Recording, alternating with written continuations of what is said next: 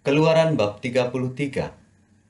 Berfirmanlah Tuhan kepada Musa, "Pergilah, berjalanlah dari sini, engkau dan bangsa itu yang telah kau pimpin keluar dari tanah Mesir, ke negeri yang telah kujanjikan dengan sumpah kepada Abraham, Ishak dan Yakub. Demikian, kepada keturunanmu lah akan kuberikan negeri itu. Aku akan mengutus seorang malaikat berjalan di depanmu, dan aku akan menghalau orang Kanaan, orang Amori, orang Het, orang Feris, orang Hewi, dan orang Yebus, yakni ke suatu negeri yang berlimpah-limpah susu dan madu. Sebab aku tidak akan berjalan di tengah-tengahmu, karena engkau ini bangsa yang tegar tengkuk, supaya aku jangan membinasakan engkau di jalan." Ketika bangsa itu mendengar ancaman yang mengerikan ini, berkabunglah mereka dan seorang pun tidak ada yang memakai perhiasannya. Berfirmanlah Tuhan kepada Musa, "Katakanlah kepada orang Israel, kamu ini bangsa yang tegar tengkuk. Jika aku berjalan di tengah-tengahmu sesaat pun, tentulah aku akan membinasakan kamu. Oleh sebab itu, tanggalkanlah perhiasanmu, maka aku akan melihat apa yang akan kulakukan kepadamu." Demikianlah orang Israel tidak memakai perhiasan-perhiasan lagi sejak dari Gunung Horeb. Sesudah itu, Musa mengambil kemah dan membentangkannya di luar perkemahan, jauh dari perkemahan, dan menamainya kemah pertemuan. Setiap orang yang mencari Tuhan, keluarlah ia pergi ke kemah pertemuan yang di luar perkemahan. Apabila Musa keluar pergi ke kemah itu, bangunlah seluruh bangsa itu, dan berdirilah mereka, masing-masing di pintu kemahnya, dan mereka mengikuti Musa dengan matanya sampai ia masuk ke dalam kemah. Apabila Musa masuk ke dalam kemah itu, turunlah tiang awan dan berhenti di pintu kemah, dan berbicaralah Tuhan dengan Musa di sana. Setelah seluruh bangsa itu melihat bahwa tiang awan itu berhenti di pintu kemah, maka mereka bangun dan sujud menyembah masing-masing di pintu kemahnya. Dan Tuhan berbicara kepada Musa dengan berhadapan muka seperti seorang berbicara dengan temannya. Kemudian kembalilah ia ke perkemahan. Tetapi abdinya Yosua bin Nun, seorang yang masih muda, tidaklah meninggalkan kemah itu.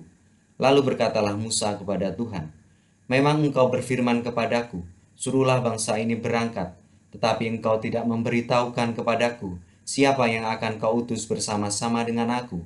Namun demikian engkau berfirman, aku mengenal namamu, dan juga engkau mendapat kasih karunia di hadapanku. Maka sekarang, jika aku kiranya mendapat kasih karunia di hadapanmu, beritahukanlah kiranya jalanmu kepadaku, sehingga aku mengenal engkau, supaya aku tetap mendapat kasih karunia di hadapanmu. Ingatlah bahwa bangsa ini umatmu." Lalu ia berfirman, "Aku sendiri hendak membimbing engkau dan memberikan ketenteraman kepadamu." Berkatalah Musa kepadanya, "Jika engkau sendiri tidak membimbing kami, janganlah suruh kami berangkat dari sini. Dari manakah gerangan akan diketahui bahwa aku telah mendapat kasih karunia di hadapanmu, yakni aku dengan umatmu ini? Bukankah karena engkau berjalan bersama-sama dengan kami, sehingga kami, aku dengan umatmu ini, dibedakan dari segala bangsa yang ada di muka bumi ini?" Berfirmanlah Tuhan kepada Musa, "Juga hal yang telah kau katakan ini akan kulakukan, karena engkau telah mendapat kasih karunia di hadapanku, dan aku mengenal engkau." Tetapi jawabnya, "Perlihatkanlah kiranya kemuliaanmu kepadaku." Tetapi firman-Nya, "Aku akan melewatkan segenap kegemilanganku dari depanmu, dan menyerukan nama Tuhan di depanmu. Aku akan memberi kasih karunia kepada siapa yang kuberi kasih karunia, dan mengasihi siapa yang kukasihi." Lagi firman-Nya, "Engkau tidak akan tahan memandang wajahku, sebab tidak ada orang yang memandang aku dapat hidup." Berfirmanlah Tuhan, "Ada suatu tempat di dekatku, di mana engkau dapat berdiri di atas gunung batu.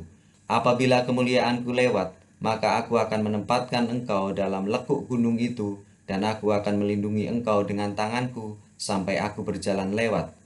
Kemudian aku akan menarik tanganku dan engkau akan melihat belakangku, tetapi wajahku tidak akan kelihatan." Keluaran bab 34. Berfirmanlah Tuhan kepada Musa, "Pahatlah dua loh batu sama dengan yang mula-mula, maka aku akan menulis pada loh itu segala firman yang ada pada loh yang mula-mula yang telah kau pecahkan. Bersiaplah menjelang pagi, dan naiklah pada waktu pagi ke atas gunung Sinai. Berdirilah di sana menghadap aku di puncak gunung itu. Tetapi janganlah ada seorang pun yang naik bersama-sama dengan engkau, dan juga seorang pun tidak boleh kelihatan di seluruh gunung itu. Bahkan kambing domba dan lembu sapi pun tidak boleh makan rumput di sekitar gunung itu. Lalu Musa memahat 2 loh batu sama dengan yang mula-mula. Bangunlah ia pagi-pagi dan naiklah ia ke atas gunung Sinai, seperti yang diperintahkan Tuhan kepadanya, dan membawa kedua loh batu itu di tangannya. Turunlah Tuhan dalam awan, lalu berdiri di sana dekat Musa serta menyerukan nama Tuhan. Berjalanlah Tuhan lewat dari depannya dan berseru, Tuhan, Tuhan, Allah penyayang dan pengasih, panjang sabar, berlimpah kasihnya dan setianya, yang meneguhkan kasih setianya kepada beribu-ribu orang, yang mengampuni kesalahan, pelanggaran dan dosa, tetapi tidaklah sekali-kali membebaskan orang yang bersalah dari hukuman, yang membalaskan kesalahan bapa kepada anak-anaknya dan cucunya kepada keturunan yang ketiga dan keempat. Segeralah Musa berlutut ke tanah, lalu sujud menyembah serta berkata, jika aku telah mendapat kasih karunia di hadapanmu, ya Tuhan, berjalanlah kiranya Tuhan di tengah-tengah kami, sekalipun bangsa ini suatu bangsa yang tegar tengkuk. Tetapi ampunilah kesalahan dan dosa kami, ambillah kami menjadi milikmu. Firman-Nya, sungguh, aku mengadakan suatu perjanjian. Di depan seluruh bangsamu ini akan kulakukan perbuatan-perbuatan yang ajaib, seperti yang belum pernah dijadikan di seluruh bumi di antara segala bangsa. Seluruh bangsa yang di tengah-tengahnya engkau diam akan melihat perbuatan Tuhan, sebab apa yang akan kulakukan dengan engkau sungguh-sungguh dahsyat. Tetapi engkau berpeganglah pada yang kuperintahkan kepadamu hari ini. Lihat, aku akan menghalau dari depanmu orang Amori, orang Kanaan, orang Het, orang Feris, orang Hewi, dan orang Yebus. Berawas-awaslah, janganlah kau adakan perjanjian dengan penduduk negeri yang kau datangi itu, supaya jangan mereka menjadi jerat bagimu di tengah-tengahmu. Sebaliknya, mezbah-mezbah mereka haruslah kau rubuhkan, tugu-tugu berhala mereka kamu remukkan, dan tiang-tiang berhala mereka kamu tebang. Sebab janganlah engkau sujud menyembah kepada Allah lain, karena Tuhan yang namanya cemburuan adalah Allah yang cemburu. Janganlah engkau sampai mengadakan perjanjian dengan penduduk negeri itu, apabila mereka berzina dengan mengikuti Allah mereka dan mempersembahkan korban kepada Allah mereka, maka mereka akan mengundang engkau dan engkau akan ikut makan korban sembelian mereka. Apabila engkau mengambil anak-anak perempuan mereka menjadi istri anak-anakmu, dan anak-anak perempuan itu akan berzina dengan mengikuti Allah mereka, maka mereka akan membujuk juga anak-anakmu laki-laki untuk berzina dengan mengikuti Allah mereka. Janganlah kau buat bagimu Allah tuangan. Hari raya roti tak beragi haruslah kau pelihara. 7 hari lamanya engkau harus makan roti yang tidak beragi, seperti yang kuperintahkan kepadamu, pada waktu yang ditetapkan dalam bulan Abib, sebab dalam bulan Abib itulah engkau keluar dari Mesir. Segala apa yang lahir terdahulu dari kandungan, akulah yang empunya, juga segala ternakmu yang jantan, anak yang lahir terdahulu dari lembu atau domba. Tetapi anak yang lahir terdahulu dari keledai haruslah kau tebus dengan seekor domba. Jika tidak kau tebus, haruslah kau patahkan batang lehernya. Setiap anak sulung dari antara anak-anakmu haruslah kau tebus, dan janganlah orang menghadap ke hadiratku dengan tangan hampa. 6 harilah lamanya engkau bekerja, tetapi pada hari yang ketujuh haruslah engkau berhenti, dan dalam musim membajak dan musim menuai haruslah engkau memelihara hari perhentian juga. Hari raya 7 minggu, yakni hari raya buah bungaran dari penuaian gandum, haruslah kau rayakan, juga hari raya pengumpulan hasil pada pergantian tahun. 3 kali setahun segala orangmu yang laki-laki harus menghadap ke hadirat Tuhanmu, Tuhan Allah Israel. Sebab aku akan menghalau bangsa-bangsa dari depanmu dengan meluaskan daerahmu, dan tiada seorang pun yang akan mengingini negerimu apabila engkau pergi untuk menghadap ke hadirat Tuhan Allahmu 3 kali setahun.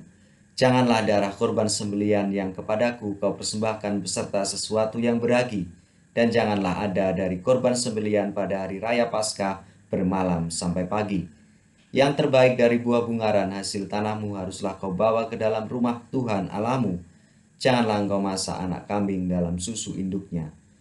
Berfirmanlah Tuhan kepada Musa, tuliskanlah segala firman ini, sebab berdasarkan firman ini telah kuadakan perjanjian dengan engkau dan dengan Israel. Dan Musa ada di sana bersama-sama dengan Tuhan 40 hari 40 malam lamanya, tidak makan roti dan tidak minum air. Dan ia menuliskan pada loh itu segala perkataan perjanjian, yakni ke-10 firman. Ketika Musa turun dari gunung Sinai, kedua loh hukum Allah ada di tangan Musa. Ketika ia turun dari gunung itu, tidaklah ia tahu bahwa kulit mukanya bercahaya oleh karena ia telah berbicara dengan Tuhan. Ketika Harun dan segala orang Israel melihat Musa, tampak kulit mukanya bercahaya, maka takutlah mereka mendekati dia. Tetapi Musa memanggil mereka, maka Harun dan segala pemimpin jemaah itu berbalik kepadanya, dan Musa berbicara kepada mereka. Sesudah itu, mendekatlah segala orang Israel, lalu disampaikannya lah kepada mereka segala perintah yang diucapkan Tuhan kepadanya di atas gunung Sinai. Setelah Musa selesai berbicara dengan mereka, diselubunginya lah mukanya. Tetapi apabila Musa masuk menghadap Tuhan untuk berbicara dengan dia, ditanggalkannya lah selubung itu sampai ia keluar. Dan apabila ia keluar, dikatakannya lah kepada orang Israel apa yang diperintahkan kepadanya. Apabila orang Israel melihat muka Musa, bahwa kulit muka Musa bercahaya, maka Musa menyelubungi mukanya kembali sampai ia masuk menghadap untuk berbicara dengan Tuhan.